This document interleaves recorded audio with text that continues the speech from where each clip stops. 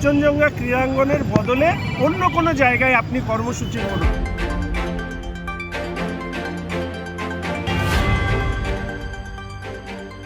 প্রায় 4 ঘন্টা বাদে শিলিগুড়ি থানা থেকে ছাড়া পেলেন শিলিগুড়ির বিধায়ক শঙ্কর ঘোষ সহ অন্যান্য বিধায়ক এবং দলীয় কর্মীরা।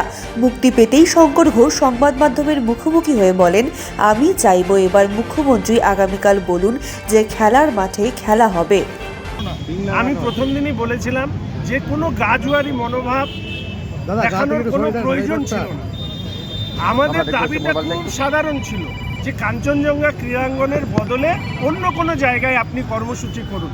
আপনারা যারা অনেকে আছেন, যারা আমাদের স্থানীয় স্তরে খবর করেন, তারা জানেন অরিজিৎ সিং যখন এসেছিল তখন আমি তার প্রোগ্রাম বয়কট করেছিলাম, প্রতিবাদ করেছিলাম এবং অরিজিৎ সিং নিজে দাঁড়িয়ে কাঞ্চনজঙ্ঘা স্টেডিয়ামে ঘোষণা করেছিলেন, অর্থ দিয়েছিলেন যে এখানে খেলা ব্যতীত যাতে অন্য কোনো কর্মসূচি না হয়। সেদিন মেয়র সাহেব উপস্থিত ছিলেন, তৃণমূলের দাপুটে জনপ্রতিনিধি নেতারা উপস্থিত ছিলেন।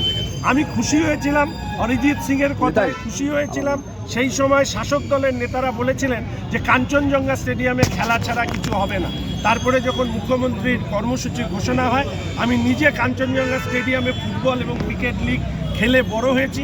আমরা মাঠের ছেলে, আমরা জানি যে আমাদের স্টেডিয়ামের মাঠ তার 12টা বেজে গেছে, দৌড়ানোর ক্ষেত্রে অসুবিধা, টার্ন নেওয়ার ক্ষেত্রে অসুবিধা, মাঠের নিচে যে জল নিকাশি ব্যবস্থা সেটা নষ্ট হয়ে গেছে, স্টেডিয়াম খারাপ হয়ে গেছে।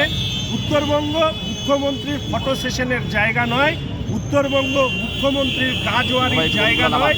উত্তরবঙ্গের মানুষের দাবি, নাগরিকদের দাবিকে যদি উপেক্ষা করা হয় তাহলে আমরা ঠিক এইভাবে বারবার করে সরব হব।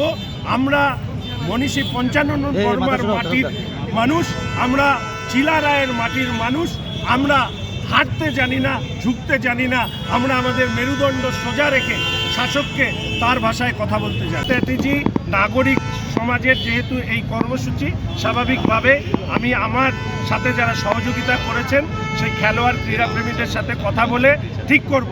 সেই জন্য আমি মুখ্যমন্ত্রীর কাছে আবেদন করতে চাই, পরবর্তীকালে আমাদেরকে যাতে আর এই ধরনের কর্মসূচি না নিতে হয়। মুখ্যমন্ত্রী নিজে ঘোষণা করুন যে কাঞ্চনজঙ্ঘা স্টেডিয়াম সহ উত্তরবঙ্গের কোনো স্টেডিয়ামে খেলা ব্যতীত আর কোনো ধরনের অনুষ্ঠান তিনি করবেন না।